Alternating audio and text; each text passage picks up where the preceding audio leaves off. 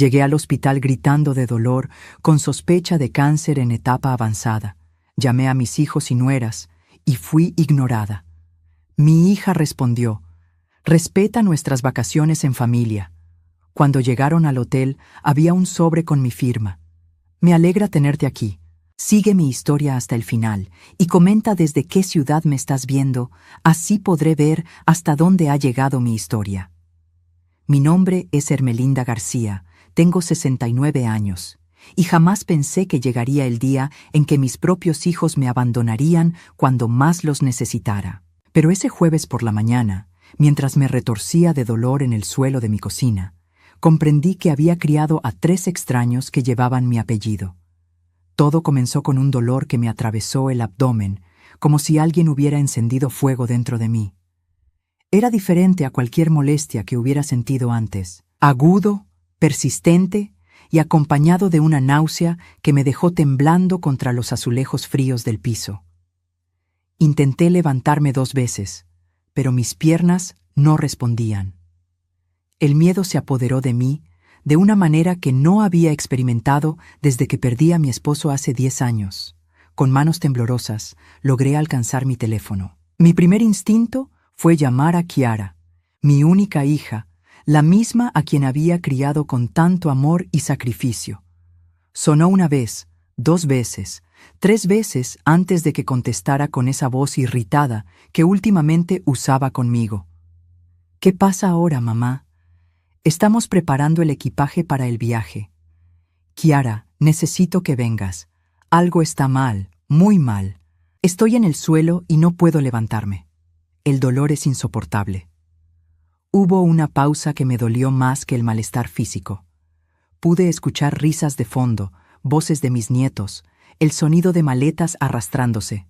«Mamá, ya hablamos de esto. No podemos cancelar las vacaciones familiares que tanto planeamos. ¿No puedes llamar a una ambulancia o algo así?» Sus palabras me golpearon como un puño en el estómago. ¿Llamar a una ambulancia? ¿Así de simple era para ella deshacerse de mi urgencia? «Hija, por favor, creo que puede ser algo serio. Solo necesito que alguien me acompañe al hospital. Mamá, respeta nuestras vacaciones familiares. Los niños han estado esperando este viaje a Disney World durante meses. No vamos a arruinarlo por uno de tus dramas». La línea se cortó. Me quedé allí, tirada en el suelo, sosteniendo un teléfono silencioso mientras procesaba lo que acababa de escuchar. ¿Uno de mis dramas? ¿Así es como veía mi dolor? Marqué el número de Marcus, mi hijo mayor. Él siempre había sido más sensible, o al menos eso creía. Contestó al 4º tono. «Hola, mamá. Estamos a punto de salir hacia el aeropuerto. Marcus, hijo, necesito ayuda. Estoy muy enferma y necesito ir al hospital». «¿En serio? ¿Justo ahora?» «Mamá, sabes que hemos estado planeando este viaje durante meses. Kiara ya pagó todo y los niños están súper emocionados. No te estoy pidiendo que canceles nada. Solo necesito que alguien me lleve al hospital y me acompañe. Mamá, ya tienes 69 años. Deberías tener un plan para estas emergencias. No puedes depender de nosotros para todo. Depender de ellos para todo». Las palabras resonaron en mi cabeza como ecos crueles. ¿Era eso lo que pensaba de mí? La mujer que había trabajado doble turno durante años para pagarle la universidad, que había cuidado a sus hijos cuando él y su esposa necesitaban tiempo libre, que había sido su red de seguridad financiera durante cada crisis. «Marcus, por favor». «Lo siento, mamá. Tenemos que irnos. Llama al 911 si realmente es una emergencia». Otra línea muerta, otra puñalada al corazón. Con las fuerzas que me quedaban, marqué a Daniel, mi hijo menor. Si alguien podría entender, sería él. Siempre había sido el más cercano a mí, o al menos eso había creído durante todos estos años. «Mamá, estamos literalmente subiendo al auto para ir al aeropuerto. Daniel, necesito ayuda urgente. Estoy muy enferma». «Ay, mamá, no puedes hacer esto ahora. Sabes lo importante que es este viaje para todos nosotros. Los niños, las reservas, todo está pagado». «Hijo, creo que puede ser cáncer». La palabra salió de mi boca antes de que pudiera detenerla. Era mi peor miedo, El fantasma que me había estado atormentando desde que comenzaron estos dolores extraños hace algunas semanas. Mamá, no digas esas cosas. Seguramente es solo estrés o algo que comiste. Cuando regresemos de las vacaciones, podemos llevarte al médico. ¿Cuando regresen? ¿Y si para entonces es demasiado tarde? Mamá, por favor, no seas dramática. Si fuera algo realmente serio, ya estarías en el hospital. Estoy tratando de llegar al hospital, pero necesito ayuda. Pide un Uber o llama a los paramédicos. Nosotros no podemos hacer nada ahora. La llamada terminó, y con ella algo dentro de mí se rompió para siempre. Allí estaba yo, en el suelo de mi cocina, rodeada del silencio más doloroso que había experimentado. Mis 3 hijos, las personas por las que había sacrificado todo, me habían abandonado en el momento más aterrador de mi vida, y lo habían hecho sin pensarlo 2 veces, como si mi dolor fuera un inconveniente menor comparado con sus vacaciones. Logré arrastrarme hasta el teléfono fijo y llamé al 911. Mi voz temblaba mientras explicaba la situación al operador. 20 minutos después, los paramédicos llegaron a mi casa. Eran 2 jóvenes amables que me trataron con más compasión en esos primeros minutos que mis propios hijos en toda la conversación. ¿Hay algún familiar que pueda acompañarla al hospital?, preguntó uno de ellos mientras me ayudaban a subirme a la camilla. Miré hacia mi teléfono, pensando en mis hijos que en ese momento probablemente estaban facturando sus equipajes, emocionados por su viaje familiar del cual yo había sido excluida una vez más. No, murmuré. No hay nadie. Mientras la ambulancia se dirigía al hospital, yo observaba las luces de la ciudad pasar por la ventana pequeña. Me pregunté cuándo exactamente había dejado de ser una madre querida para convertirme en una carga. Cuándo mis necesidades se habían vuelto tan insignificantes para ellos. En el hospital me hicieron una serie de exámenes. Los médicos mencionaron palabras que me helaron la sangre: masa sospechosa, análisis adicionales, posible malignidad. Cada término médico era como una sentencia, y yo estaba allí sola para recibirla. Esa noche, acostada en la cama del hospital, tomé una decisión que cambiaría todo. Si mis hijos podían ser tan indiferentes a mi sufrimiento, entonces era hora de que yo también fuera indiferente a lo que ellos esperaban de mí. Los siguientes 3 días en el hospital fueron una montaña rusa emocional que me cambió para siempre. El viernes por la mañana, la doctora Morrison entró a mi habitación con una sonrisa que no logré descifrar. Era una mujer de mediana edad, con ojos gentiles que me recordaban a mi hermana fallecida. «Señora García, tengo buenas noticias», dijo mientras se sentaba en la silla junto a mi cama. Los resultados de la biopsia y todos los estudios indican que la masa que encontramos es benigna. No es cáncer. El alivio me golpeó como una ola gigante.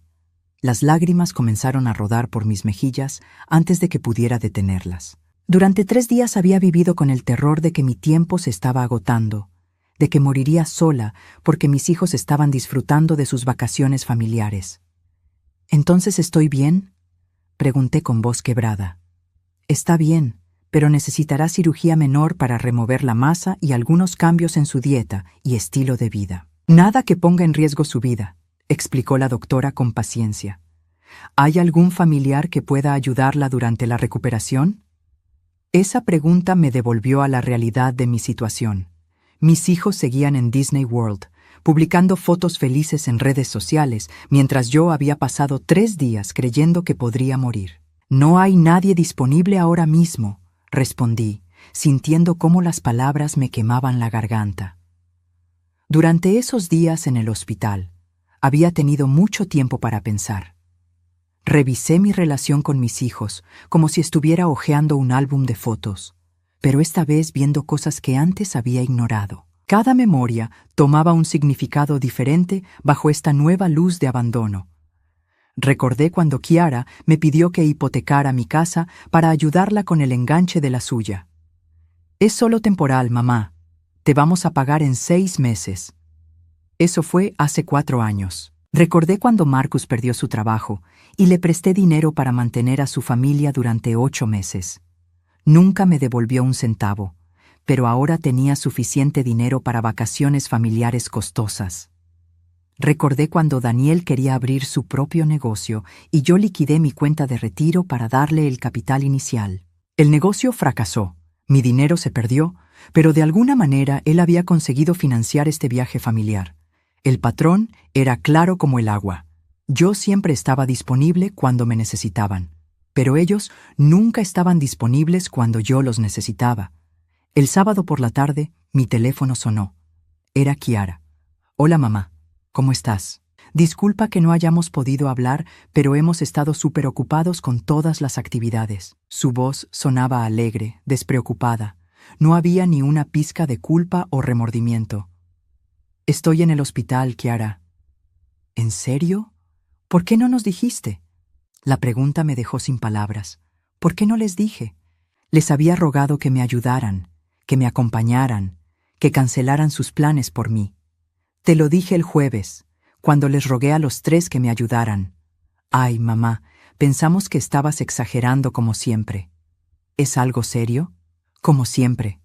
Esas 2 palabras me dolieron más que todos los procedimientos médicos juntos. ¿Cuándo había comenzado mi dolor a ser visto como exageración? Pensaron que tenía cáncer.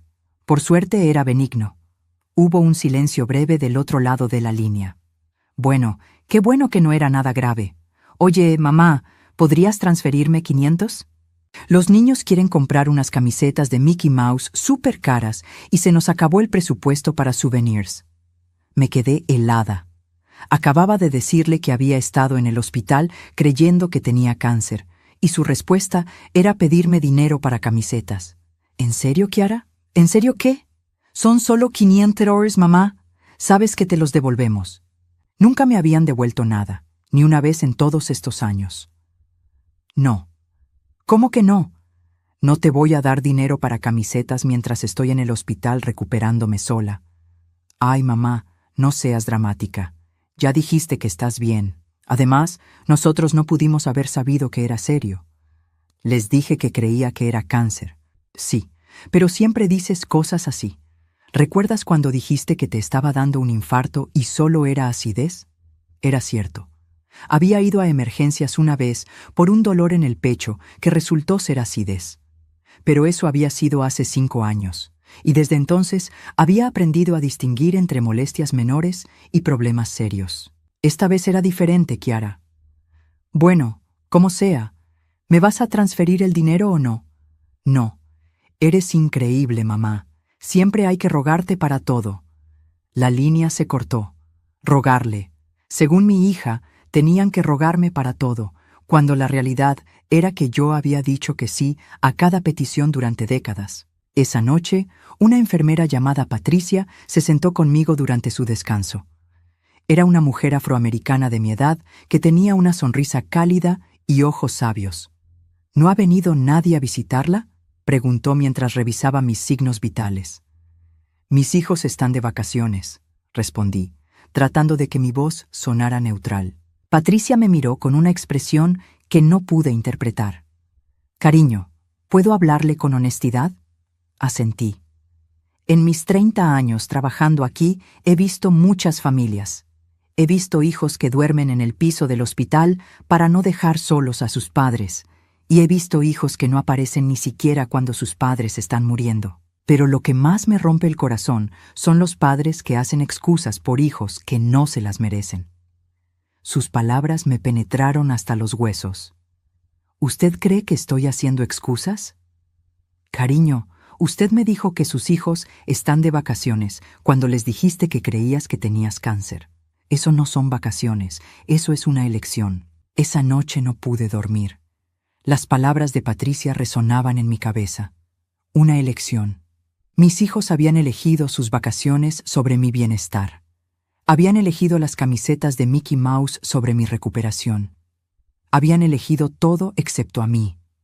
El domingo por la mañana, mientras esperaba los papeles para el alta médica, tomé una decisión que había estado gestándose durante estos 3 días de soledad y reflexión. Era hora de que yo también hiciera una elección. Regresé a mi casa el lunes por la tarde con una claridad mental que no había tenido en años. Los 4 días en el hospital habían sido como una revelación, una epifanía dolorosa pero necesaria. Mientras cerraba la puerta de mi casa y me quedaba sola en el silencio familiar, sentí algo que no había experimentado en décadas: determinación. Mi casa se veía exactamente igual que cuando me fui en la ambulancia, pero yo ya no era la misma mujer. Caminé lentamente por los pasillos, observando cada fotografía familiar con ojos nuevos. Ahí estaba Kiara en su graduación universitaria, pagada completamente por mí. Marcus en su boda, celebrada en el jardín de mi casa, porque ellos no podían costear el lugar que querían. Daniel con sus hijos en la Navidad pasada, cuando yo había comprado todos los regalos porque él estaba pasando por una mala racha económica. En cada imagen, yo sonreía orgullosa, feliz de poder ayudar, de ser la madre que siempre estaba ahí para sus hijos. Pero ahora, mirando esas mismas fotos, solo podía ver el patrón que había estado negando durante tanto tiempo. Yo daba, ellos tomaban. Yo estaba disponible, ellos estaban ocupados. Yo sacrificaba, ellos se beneficiaban. Me senté en mi sofá favorito, el mismo donde había pasado incontables noches esperando llamadas de mis hijos que nunca llegaban a menos que necesitaran algo. Saqué mi libreta personal, esa en la que había estado anotando gastos familiares durante años, pensando que algún día mis hijos me devolverían lo que les había prestado. Las cifras me golpearon como una bofetada fría. En los últimos 10 años, había gastado más de $180,000 en mis hijos y sus familias. La hipoteca de Kiara, $45,000. Los préstamos a Marcus durante su desempleo, $32,000. El negocio fallido de Daniel, $38,000. Y luego estaban todos los pequeños préstamos, reparaciones de auto, facturas médicas, gastos escolares de los nietos, vacaciones familiares de las que yo siempre había sido excluida, pero que siempre había financiado parcialmente. Nunca, ni una sola vez, me habían devuelto un centavo. Esa noche llamé a mi abogado, Robert Martínez. Habíamos trabajado juntos cuando mi esposo murió, y él había redactado mi testamento original. Era un hombre mayor, con esa paciencia que viene de haber visto todo tipo de dramas familiares. Ermelinda, qué gusto escucharla. ¿Cómo está? Estoy bien, Robert. Necesito hacer algunos cambios importantes en mi testamento. Por supuesto. ¿Qué tipo de cambios? Respiré profundo antes de responder. Quiero remover completamente a mis hijos como beneficiarios. Hubo un silencio del otro lado de la línea. Ermelinda, esa es una decisión muy significativa. ¿Estás segura de que quiere hacer esto? Nunca he estado más segura de algo en mi vida. ¿Puedo preguntarle qué la motivó a tomar esta decisión? Le conté sobre los últimos días, sobre el abandono en el hospital, sobre la llamada de Kiara pidiendo dinero para camisetas mientras yo me recuperaba sola. Le hablé sobre años de ser vista solo como una fuente de dinero, nunca como una madre que merecía amor y respeto. Robert escuchó en silencio. Al final, suspiró profundamente. Ermelinda, en mis 40 años practicando leyes familiares, he visto este tipo de situaciones más veces de las que me gustaría admitir. ¿A quién le gustaría dejar sus bienes? Quiero investigar organizaciones benéficas que ayuden a ancianos abandonados por sus familias. También a refugios de mujeres y programas de educación para niños de bajos recursos. Muy bien. ¿Y quiere que sus hijos sepan sobre estos cambios? Sí, pero no todavía. Tengo algo planeado. Durante las siguientes 2 semanas, mientras mis hijos seguían enviándome fotos de sus vacaciones familiares, yo trabajé silenciosamente en mi plan. Robert y yo revisamos diferentes organizaciones benéficas. Encontramos 3 que resonaron profundamente conmigo. Golden Years Support, que ayudaba a ancianos en situaciones de abandono familiar. Second Chances, un refugio para mujeres víctimas de violencia doméstica. Y Future Leaders, que proporcionaba becas educativas a niños de familias de bajos recursos. También comencé a escribir las cartas, una para cada uno de mis hijos. No cartas de despedida, sino cartas de explicación. Cartas donde finalmente podría decir todo lo que había callado durante años por mantener la paz familiar. La carta para Kiara fue la más difícil de escribir. Mi querida Kiara, para cuando leas esta carta, ya sabrás que he cambiado mi testamento completamente. Quiero que entiendas que esta decisión no nace del enojo, sino de la claridad que viene cuando una madre finalmente se da cuenta de que ha confundido el amor con la complacencia. Durante 43 años, desde el día que naciste, creí que ser una buena madre significaba decir sí a todo, estar disponible siempre, sacrificar mis necesidades por las tuyas. Creí que si te daba todo lo que pedías, me amarías y me respetarías. Me equivoqué. El día que estuve en el hospital, creyendo que podría morir, te rogué que vinieras. Tu respuesta fue que respetara tus vacaciones familiares. En ese momento entendí que para ti, yo no soy tu madre, soy tu banco personal. Revisé mis registros financieros. En los últimos 10 años he invertido $180,000 en ustedes tres. No invertido, regalado, porque nunca esperé nada a cambio excepto amor y respeto. No recibí ninguno de los dos. Esta casa, mis ahorros, todo lo que trabajé para construir, irá a organizaciones que ayudan a personas que realmente lo necesitan y lo aprecian. No es venganza, hija, es justicia. La carta para Marcus fue igual de directa, recordándole cada vez que había estado ahí para él, pero él nunca había estado ahí para mí.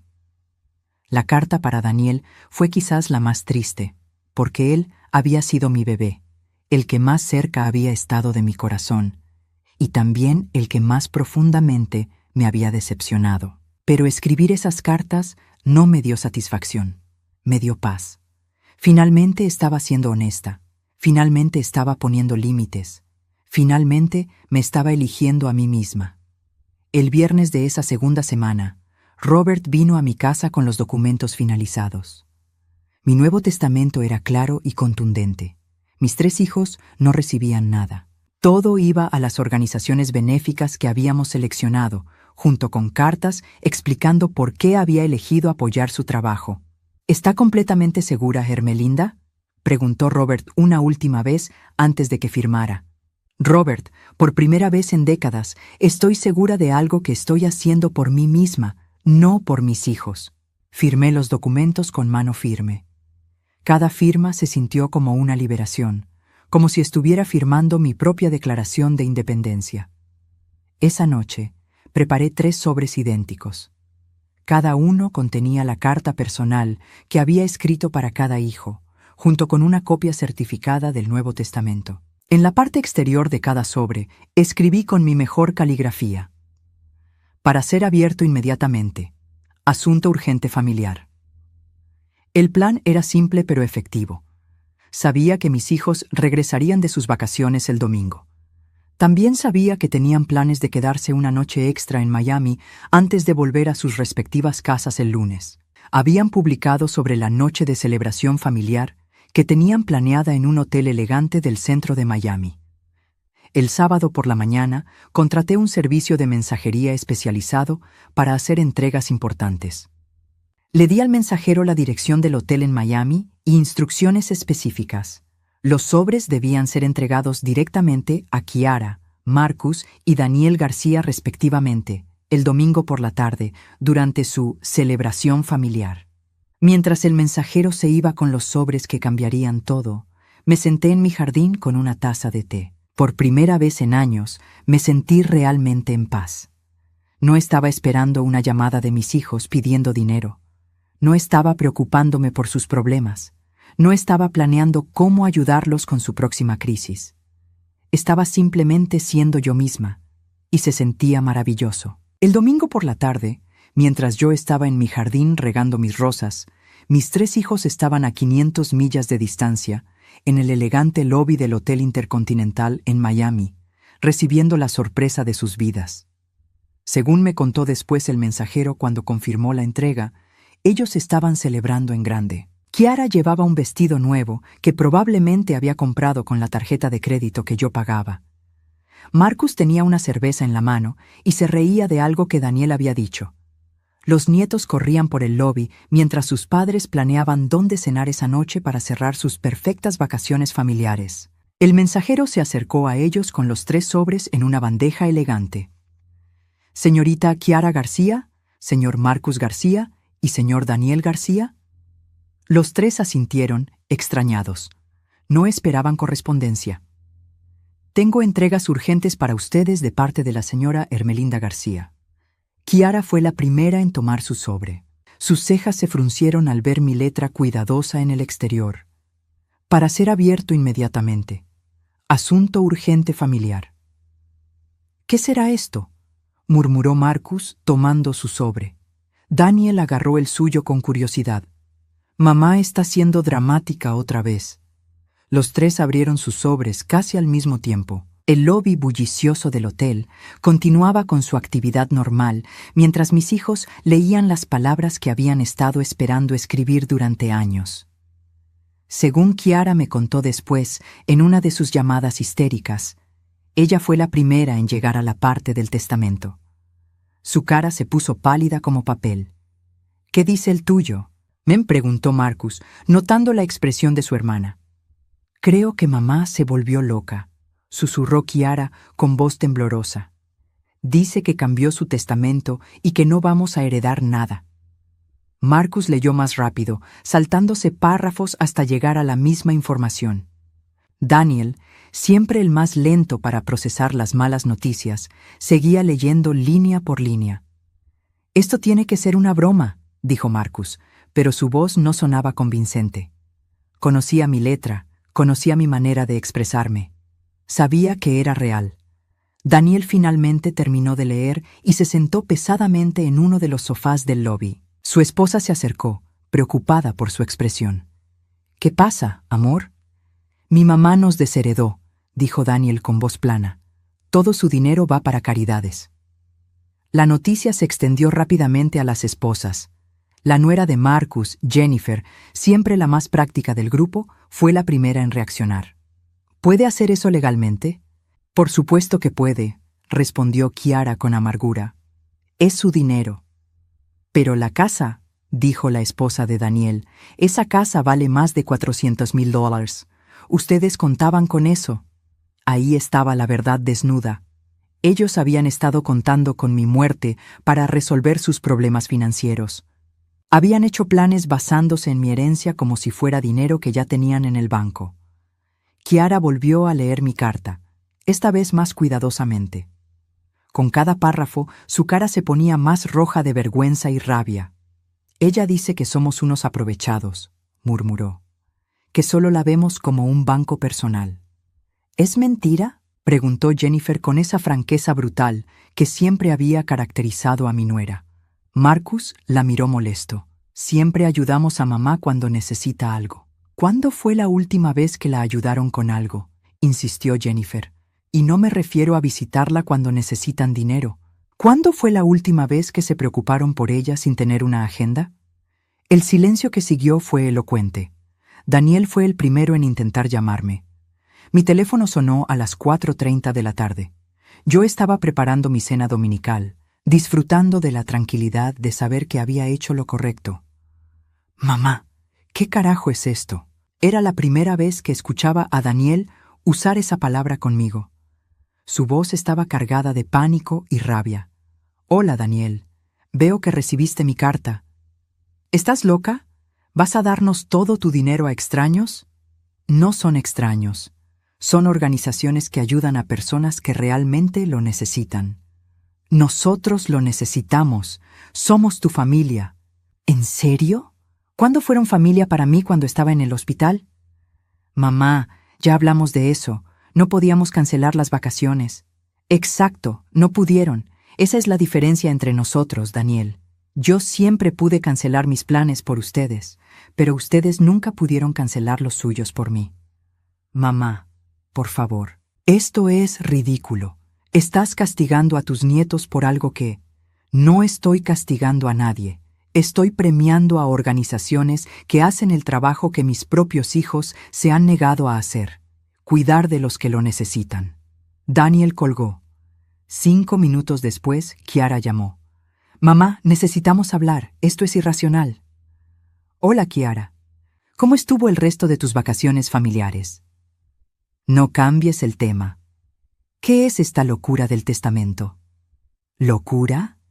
¿Te parece loco que una madre decida dejar su dinero a quienes realmente lo apreciarán?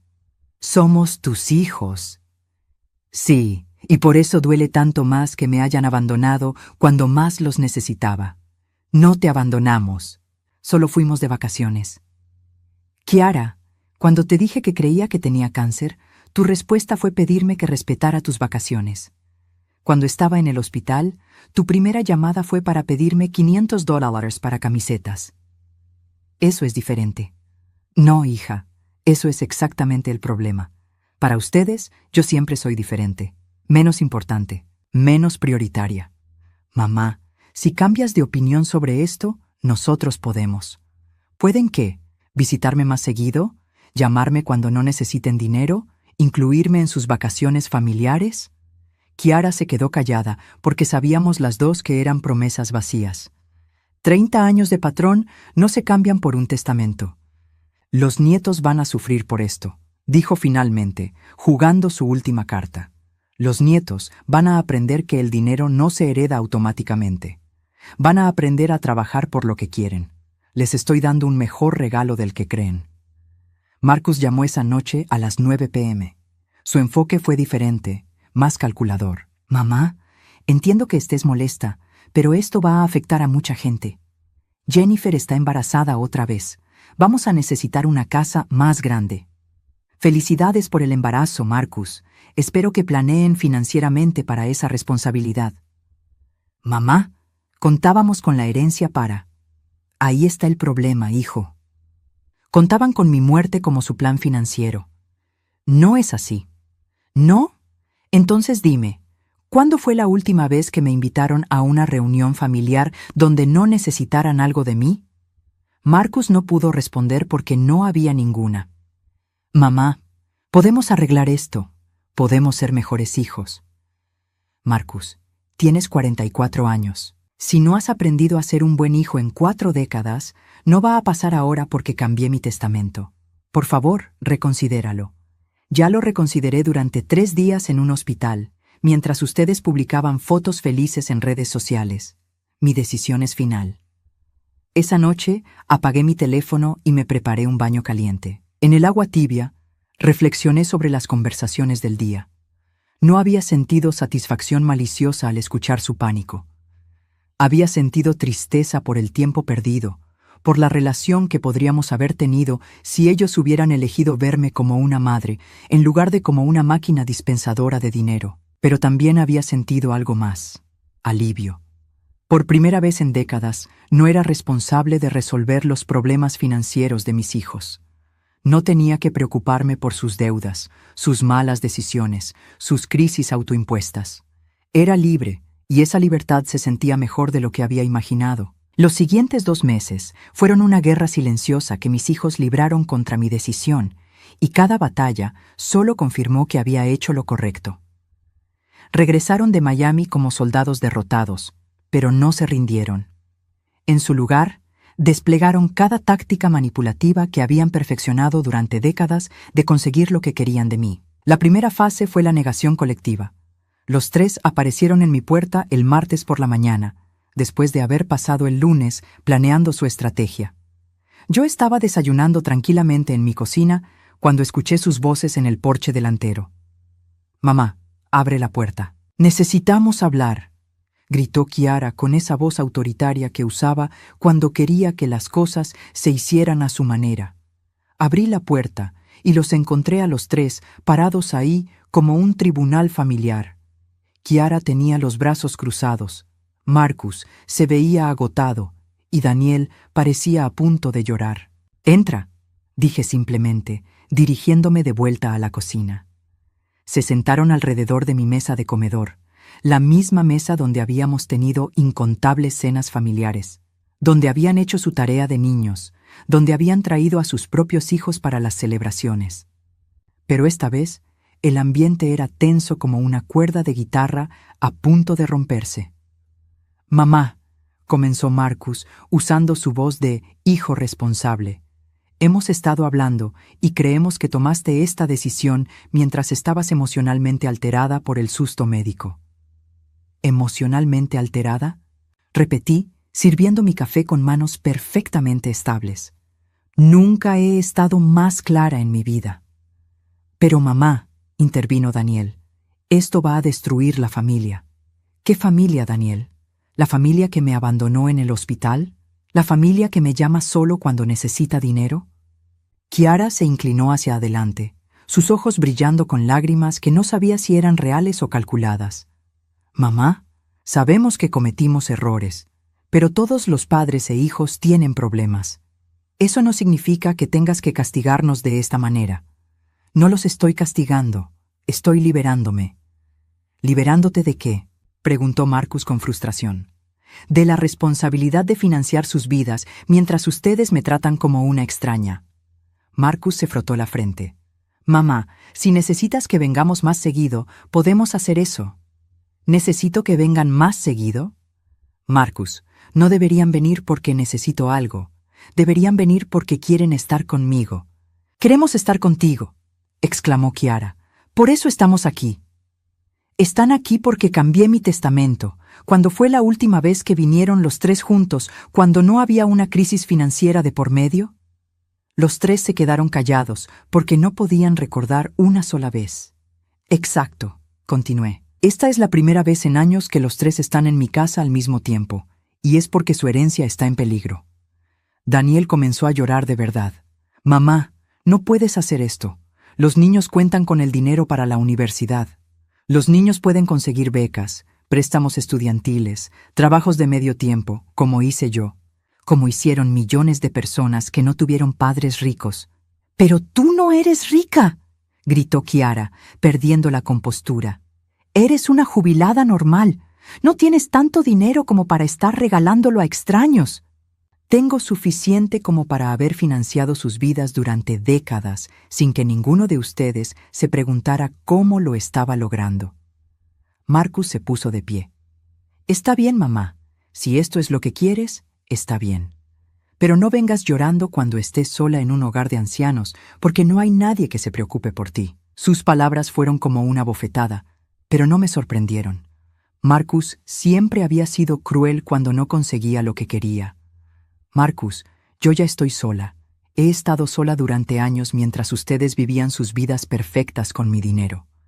Se fueron esa mañana sin despedirse, pero sabía que volverían. Y tenía razón. La segunda fase fue la manipulación emocional a través de terceros. Durante las siguientes semanas recibí llamadas de personas que no había escuchado en años. Mi cuñada Rosa me llamó un jueves por la tarde. Hermelinda, escuché sobre la situación con los niños. ¿No crees que estás siendo un poco dura? ¿Dura? Rosa, cuando tu esposo tuvo su ataque cardíaco el año pasado, ¿tus hijos te abandonaron en el hospital para irse de vacaciones? Bueno, no, pero... Entonces no compares situaciones. La tía de mi difunto esposo, Carmen, también llamó. Hermelinda, mi amor, los niños están muy preocupados por ti. Dicen que no has estado actuando como tú misma. Carmen, ¿cómo saben cómo actúo yo normalmente? Ninguno de ellos me visita a menos que necesite algo. Pero familia es familia, querida. ¿Te abandonó tu familia cuando tuviste cáncer hace 5 años? No. Entonces entiendes la diferencia. Incluso mi vecina Margaret, quien claramente había sido reclutada por Kiara, intentó intervenir. Hermelinda, Kiara vino a hablar conmigo. Está muy preocupada por ti. ¿Preocupada por mí o por su herencia? Margaret se puso incómoda. Bueno, ella menciona que tienes mucho dinero para estar dándolo a extraños. Ah, entonces sí es por la herencia. La tercera fase fue la más patética, los intentos de soborno emocional. Kiara comenzó a traer a mis nietos sin aviso previo. Abuela, mami dice que ya no nos quieres, me dijo mi nieta de 8 años, con lágrimas en los ojos. Mi corazón se rompió, pero sabía exactamente lo que Kiara estaba haciendo. Cariño, yo los amo muchísimo. Lo que pasó es entre tu mami y yo. Pero es cierto que no nos vas a dejar dinero cuando te mueras. Una niña de 8 años no hace esa pregunta sola. Kiara se la había puesto en la boca. Sweetheart, el dinero no es lo que hace que las familias se amen. Pero mami dice que sin dinero no podré ir a la universidad. Llamé a Kiara esa noche, furiosa. ¿Cómo te atreves a usar a los niños de esta manera? No sé de qué hablas. Sabes exactamente de qué hablo. Esa niña no se pregunta sola sobre herencias. Los niños escuchan cosas, mamá. Los niños escuchan lo que los adultos les dicen. Si vuelves a manipular a mis nietos para que me chantajeen emocionalmente, no los volverás a traer a mi casa. ¿Me estás prohibiendo traer a tus nietos? Te estoy prohibiendo usarlos como armas emocionales. Marcus probó una táctica diferente. Vino solo un sábado por la mañana, con flores y una expresión contrita. Mamá, he estado pensando mucho sobre lo que dijiste. Sí, tienes razón. Hemos sido egoístas, pero dame una oportunidad de probarte que puedo cambiar. ¿Cómo? Voy a venir todos los domingos. Vamos a almorzar juntos, sin hablar de dinero. Marcus, no necesito que me visites por obligación. No es por obligación. Es porque me di cuenta de que he sido un mal hijo. Lo intentó durante 3 domingos. Las primeras 2 visitas fueron tensas pero tolerables. La tercera vez no pudo evitarse. Mamá, Jennifer está teniendo complicaciones con el embarazo. Va a necesitar reposo y no podemos pagar los gastos médicos. Ahí estaba. 3 semanas de comportamiento forzado antes de volver a pedirme dinero. Marcus, ¿viniste hoy a visitarme o a pedirme dinero? Vine a visitarte, pero esto es una emergencia. Siempre hay una emergencia. Siempre hay una razón por la cual necesitas mi dinero. Pero esta vez es diferente. No, hijo, esta vez eres tú quien es diferente. O más bien, eres exactamente el mismo. Daniel intentó la táctica de la culpa religiosa. Mamá, he estado orando sobre esto, y siento que Dios no aprobaría que abandones a tu familia. Daniel, ¿cuándo fue la última vez que fuiste a misa? Eso no importa. Importa cuando usas a Dios para manipularme. ¿Crees que Dios aprueba que abandonen a su madre en un hospital? Para octubre, las visitas se volvieron menos frecuentes. Los intentos de manipulación se volvieron más desesperados, pero menos creativos. Recibía mensajes de texto ocasionales, llamadas breves, pero podía sentir que se estaban dando por vencidos. Una noche, mientras estaba leyendo en mi sofá, se me ocurrió algo que me hizo sonreír por primera vez en meses. Mis hijos habían pasado más tiempo conmigo en estos 2 meses, tratando de cambiar mi mente sobre el testamento que en los 2 años anteriores combinados. Era irónico y triste, pero también revelador. Solo cuando pensaron que podrían perder mi dinero, decidieron que querían una relación conmigo. Eso me dijo todo lo que necesitaba saber sobre lo que realmente significaba para ellos. Me acosté esa noche más convencida que nunca de que había tomado la decisión correcta. 5 años después de aquel día en el hospital que cambió todo, estoy sentada en mi jardín observando las rosas que planté el año pasado. Están floreciendo magníficamente, como yo. A los 74 años, nunca había sido tan feliz ni me había sentido tan libre. La transformación no fue inmediata. Los primeros meses después de mantener mi decisión sobre el testamento fueron difíciles. Había momentos de silencio en mi casa que se sentían pesados, no pacíficos.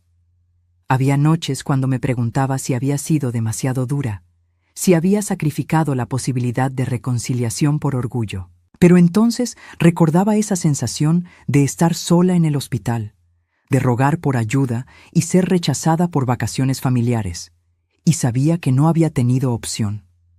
Había elegido mi dignidad sobre su conveniencia, y esa había sido la decisión correcta. Los primeros meses después de su intensa campaña para cambiar mi mente, mis hijos gradualmente se alejaron. Las llamadas se volvieron menos frecuentes, las visitas prácticamente cesaron. Para diciembre de ese primer año, había aceptado que probablemente pasaría las fiestas sola por primera vez en décadas. Pero no fue así. Margaret, mi vecina, me invitó a pasar Nochebuena con su familia. Al principio dudé. No quería ser una carga o una invitada de caridad, pero Margaret insistió. Hermelinda, mi familia te adora, y francamente, necesitamos a alguien que sepa hacer verdaderos tamales. Esa Nochebuena, sentada alrededor de la mesa de Margaret, riéndome con sus hijos y nietos, me di cuenta de algo profundo. Había estado tan ocupada tratando de comprar el amor de mi propia familia, que me había perdido la oportunidad de encontrar verdaderas conexiones con otras personas. Fue Margaret quien me sugirió unirme al grupo de jardinería de la comunidad. Necesitas salir más, hacer amigos que no estén relacionados contigo por obligación familiar. Tenía razón. En el grupo de jardinería conocí a Elena, una viuda de 67 años que se había divorciado de sus hijos adultos por razones similares a las mías. Conocí a Patricia, la enfermera jubilada que había perdido a su único hijo en la guerra, pero había encontrado propósito ayudando a otros. Conocí a Carmen, quien había criado sola a 5 hijos y ahora vivía felizmente independiente después de que todos se mudaran y formaran sus propias familias saludables. Por primera vez en mi vida adulta, tenía amigas verdaderas. No obligaciones familiares, no personas que me visitaban porque necesitaban algo. Mujeres que me buscaban porque disfrutaban mi compañía, que me llamaban para contarme un chisme o invitarme a almorzar, que se preocupaban por mi bienestar sin agenda oculta. El segundo año después de mi decisión, comencé a viajar. Había querido ver el Gran Cañón toda mi vida, pero siempre había usado mi dinero de vacaciones para ayudar a mis hijos con sus crisis. Elena y yo planeamos un viaje en autobús para ver los parques nacionales del oeste. Fue mágico. Por primera vez en décadas, gasté dinero en mí misma sin sentir culpa. Compré souvenirs innecesarios, comí en restaurantes caros, me hospedé en hoteles bonitos. Cada dólar gastado en mi propia felicidad se sentía como una pequeña victoria contra años de abnegación. Durante ese viaje, Elena y yo hablamos mucho sobre nuestras familias.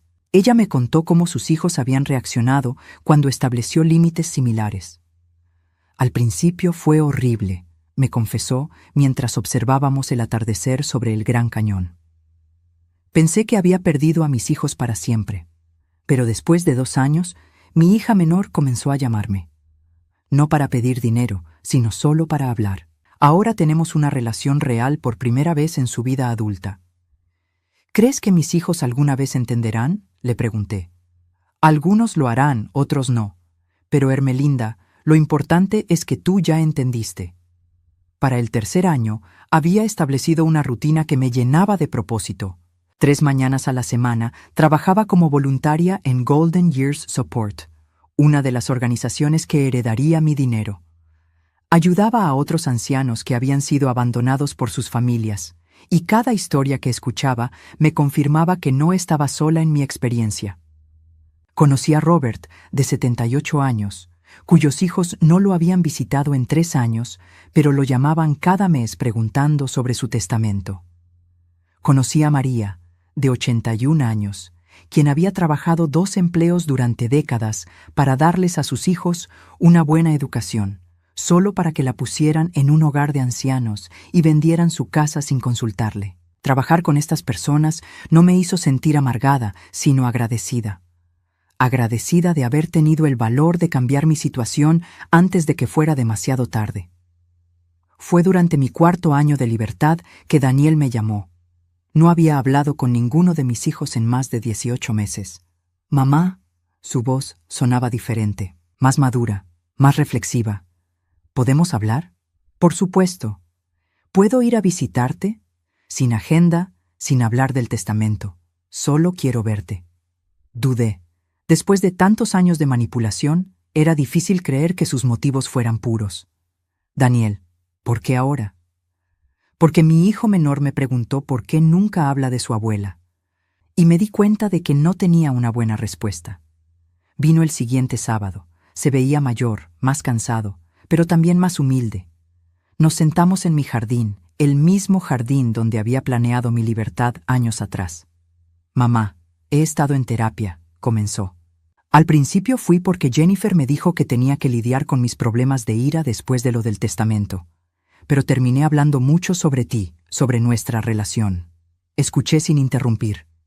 El terapeuta me ayudó a ver cosas que nunca había reconocido, como el hecho de que yo nunca te llamaba a menos que necesitara algo, como el hecho de que daba por sentado que siempre estarías ahí para rescatarme de mis errores.